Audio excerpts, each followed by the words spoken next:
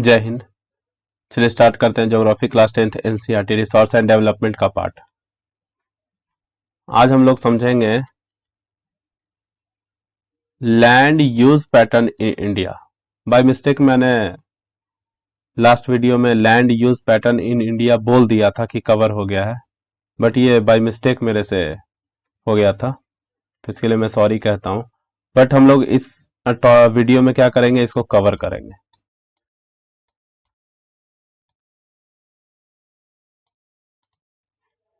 तो land use pattern in India में हम लोग क्या पढ़ने वाले हैं, तो हम लोग इसमें यह समझेंगे कि जो इंडिया में हम लोग लैंड को यूज कर रहे हैं उसका पैटर्न क्या है, उसका पैटर्न किस पैटर्न पे हम लोग लैंड का यूज कर रहे हैं, आखिर क्या वो पैटर्न है। तो दो पैटर्न पहले हम लोग दो पैटर्न के हिसाब से, दो फैक्टर के हिसाब से हम लोग क्या करते हैं, इसको समझते हैं। तो दो फैक्टर के हिसाब से हम लोग क्या करते हैं, लैंड को पहले जज करते हैं। तो जैसे में physical factor and human factor. Physical factors में क्या क्या है, टोपोग्राफी है, क्लाइमेट है, सॉइल है और सॉइल टाइप जिसको हम लोग बोलते हैं। ठीक है। ह्यूमन फैक्टर में क्या है, ह्यूमन फैक्टर में पॉपुलेशन आ जाएगा, उसका density, technological capability, culture and traditions, ये सारा हमारा ह्यूमन फैक्टर में है। पॉपुलेशन किस पे डिपेंड होता है, ह्यूमन फैक्टर पे। टेक्नोलॉजिकल कैपेबिलिटी किस पे डिपेंड होता है, ह्यूमन फैक्टर पे। अगर ह्यूमन ही नहीं रहेगा तो टेक्नोलॉजी कैसे ग्रो होगी। कल्चर किस पे डिपेंड होता है, ह्यूमन फैक्टर पे। ट्रेडिशंस किस पे डिपेंड होता है, तो ह्यूमन फैक्टर पे। लेकिन फिजिकल फैक्टर में हम लोग समझ सकते हैं टोपोग्राफी, ये फिजिकल फैक्टर का पार्ट है। क्लाइमेट किसका पार्ट है, फिजिकल फैक्टर का। सॉइल किसका पार्ट है, यानी सॉइल का जो टाइप है वो किसका पार्ट है, फिजिकल फैक्टर का। तो ये हमारे पास पैटर्न है। इसी फैक्टर से हम लोग क्या करते हैं, पूरे इस टॉपिक को समझेंगे। तो अभी आप लोग समझ रहे हैं कि जो हमारे पास जो टोटल ज्योग्राफिकल एरिया है वो 3.28 मिलियन स्क्वायर किलोमीटर है। अब जो हमारे पास टोटल ये ज्योग्राफिकल जब एरिया है तो ये पूरा इंडिया है हमारा, इसमें पूरा इंडिया, ऑल, पूरा पूरा इंडिया को कैप्चर किए हम लोग इसमें। लेकिन डाटा के हिसाब से land use data however is available only 93% of total geographical area because the land use reporting the most of the northeast state exempt of Assam and not be done fully। यानी आपको पता होगा कि जो हमारे पास 3.28 मिलियन स्क्वायर किलोमीटर है, million square kilometre है, तो इसका जो पार्ट है इसका हम लोग 93% टोटल ज्योग्राफिकल एरिया का ही हमारे पास बहुत अच्छा डाटा अवेलेबल है। लेकिन कहां का नहीं है हमारे पास, आसाम से ऊपर जो आप देख रहे हैं कि नॉर्थ ईस्ट का जो हमारे पास स्टेट है, ये सब का, अरुणाचल प्रदेश वगैरह जो हो गया, ये सब का जो है कुछ कुछ पार्ट जो है चाइना ने कैप्चर कर रखा है। इसके कारण उसका डाटा हमारे पास बहुत अच्छे से अवेलेबल नहीं है। Some of areas Jammu and Kashmir occupied by Pakistan and China have also not been survey. वैसे ही आप देख लीजिए जम्मू एंड कश्मीर का जो पार्ट है वो किसने ऑक्युपाई कर रखा है, पाकिस्तान और चाइना मिलके। अब इसके बारे में क्या कहा जा सकता है, इसका तो बात ही अलग है, ये दोनों का बात ही अलग है। तो ये दोनों जो है, ये दोनों कैप्चर कर रखा है, इसके कारण हमारे पास डाटा नहीं है और उसका हम बहुत अच्छे से यूज भी नहीं कर पा रहे हैं, बहुत अच्छे से यूज नहीं कर पा रहे हैं। तो ये प्रॉब्लम है। तो land under permanent pasture has also decrease. आप समझ रहे होंगे कि जो हमारे पास धीरे धीरे क्या है, लैंड का जो हमारे पास डाटा नहीं है, अब उस डाटा में हो सकता है कुछ हमारे पास मिनरल्स वगैरह भी तो मिल सकते हैं, लेकिन कैप्चर कर रखा है ना पाकिस्तान वालों ने और चाइना वालों ने। एक ना एक दिन तो हमारे पास ये आएगा, इस पे कोई बड़ी बात नहीं है, आएगा। सही समय का इंतजार करना है बस, आएगा, जरूर आएगा। इसमें आप लोगों को ज्यादा टेंशन लेने की जरूरत नहीं, जरूर आएगा।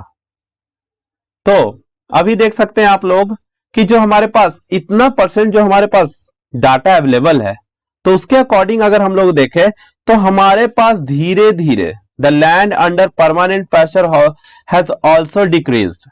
हमारे पास धीरे धीरे जो लैंड है परमानेंट पास्चर, ये धीरे धीरे हमारे पास क्या है, चारागाह के लिए भूमि जो है धीरे धीरे डिक्रीज होती जा रही है। हमारे पास इतने ज्यादा कैटल्स वगैरह हैं, कैटल्स का पॉपुलेशन धीरे धीरे बढ़वा रहे हैं, तो उसको फीड चाहिए ना, फीड कहां से देंगे? तो उसके लिए हम लोगों को फीड बढ़वाने के लिए हमारे पास जगह की भी तो जरूरत होगी, तो फीड की भी जरूरत है।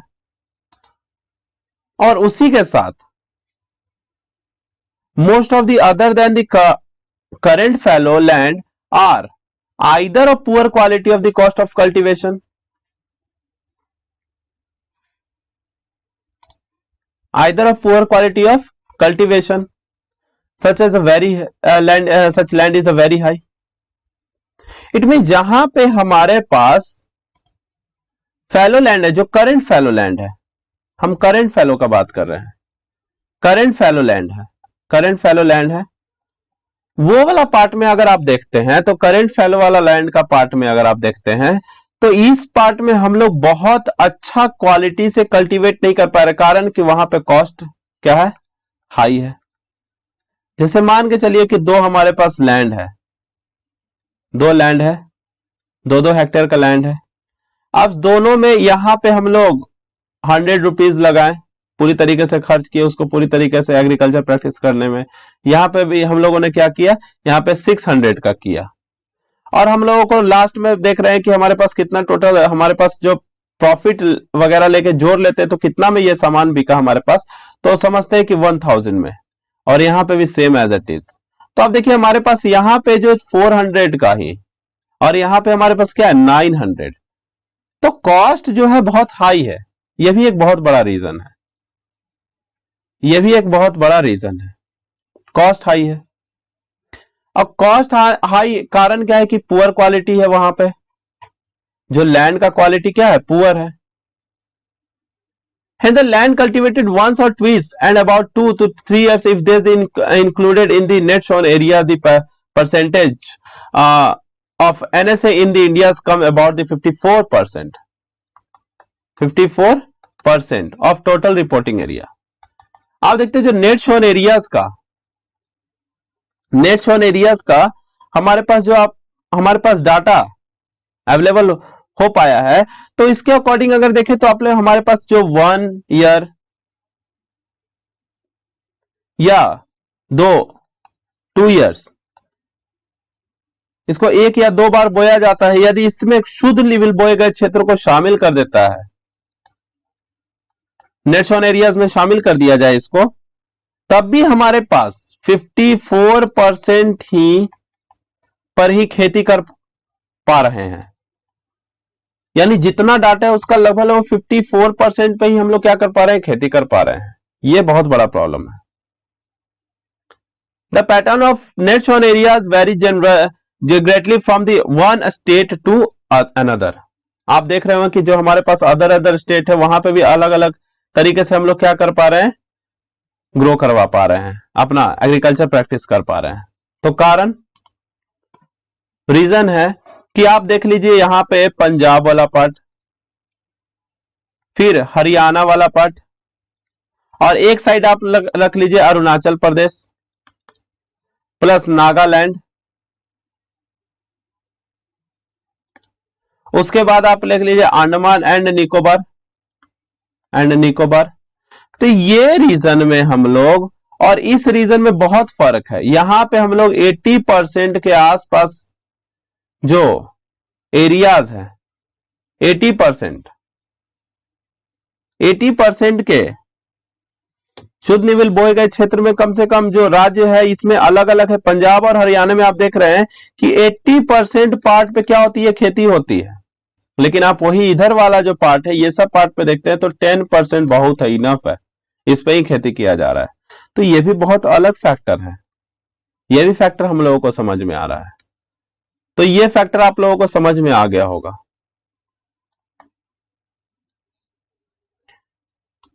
ये फैक्टर आप लोगों को कंप्लीट हो गया होगा। और तो इसके बाद हम लोग समझेंगे, थोड़ा सा मैं इसको इरेज कर देता हूं।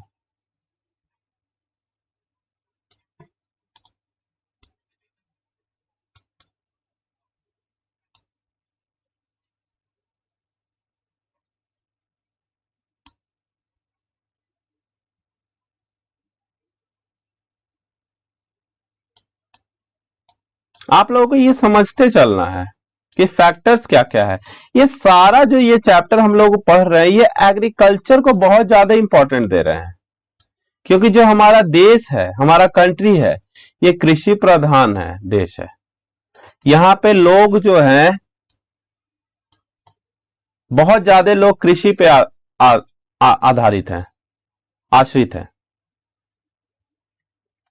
तो हमारे कंट्री में अगर बात करें तो 1952 में के द्वारा जो नेशनल, आप लोग जानते होंगे कि कुछ ऐसे डाटा होते हैं जो कोई कोई अलग अलग कम्युनिटी डिसाइड करती है, या अलग अलग ऑर्गेनाइजेशन उसको क्या करता है, डिसाइड करता है।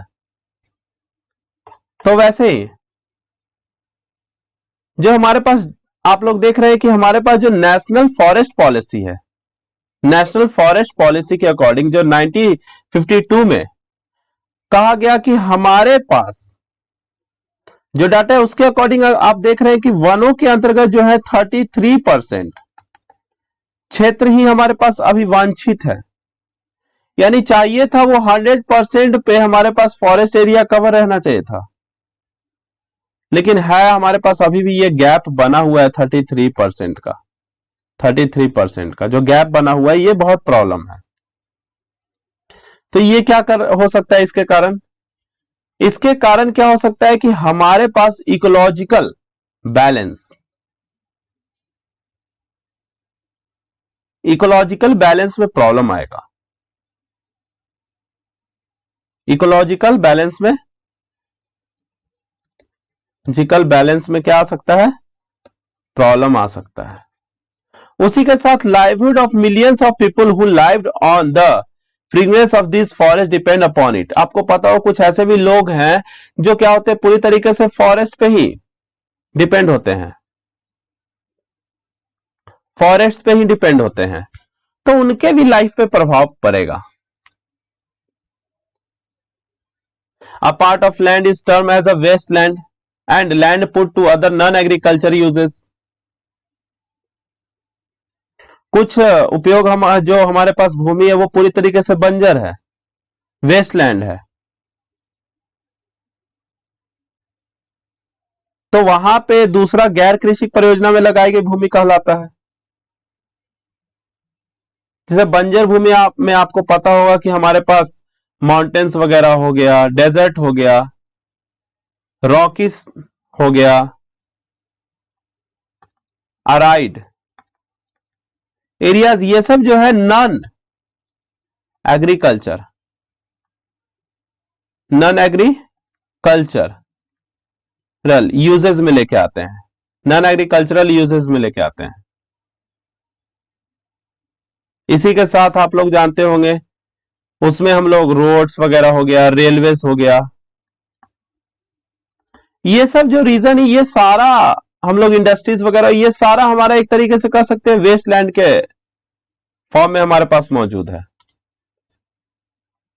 तो आखिर हमारे पास जो इतना बड़ा जो जगह है, तो इसको क्या संरक्षण करने की जरूरत नहीं है क्या? कंजर्वेशन करने की जरूरत नहीं है क्या? बहुत लंबे समय से continuous use of land over a long period of time without taking appropriate measures to conserve and manage it has a result in land degradation. अगर हम लोग धीरे धीरे इसको मैनेज नहीं करेंगे तो लैंड डिग्रेडेशन वाला प्रॉब्लम आएगा। हम लोगों को क्या मिलेगा? Land degradation. This is turn has a serious respirations और society and the environment,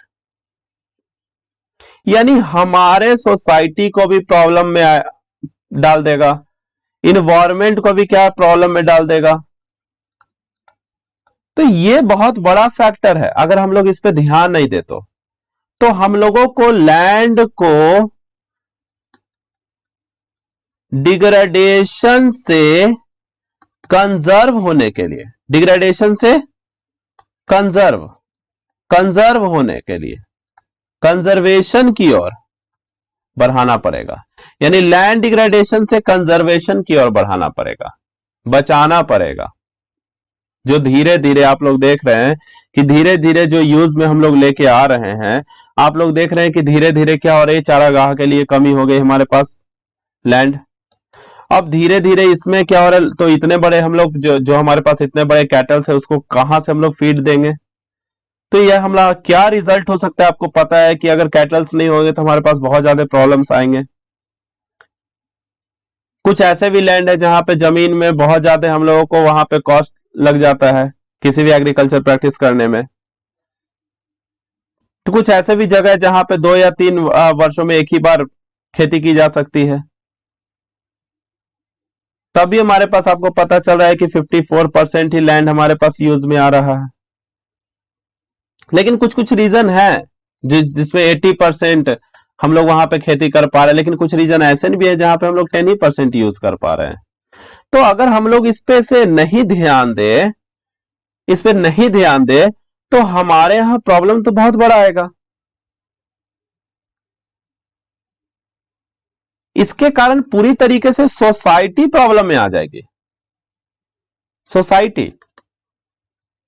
society problem में आ जाएगी, इन्वायरमेंट में प्रॉब्लम में आ जाएगा। जो हम लोग आजकल माइनिंग का जो प्रोसेस कर रहे हैं, ये सारा कारण है, ये सारा इन्वायरमेंट को आज न कल हम लोगों को वापस देगा। ये जो हम लोग आज कर रहे हैं वो कल हम लोगों को जरूर मिलेगा। तो हम लोग को चाहिए क्या, लैंड डिग्रेडेशन टू किधर के तरफ मूव करना चाहिए, कंजर्वेशन के तरफ। तो क्या है, इसको हम लोग नेक्स्ट डे इसको टॉपिक को कंप्लीट करेंगे। ओके।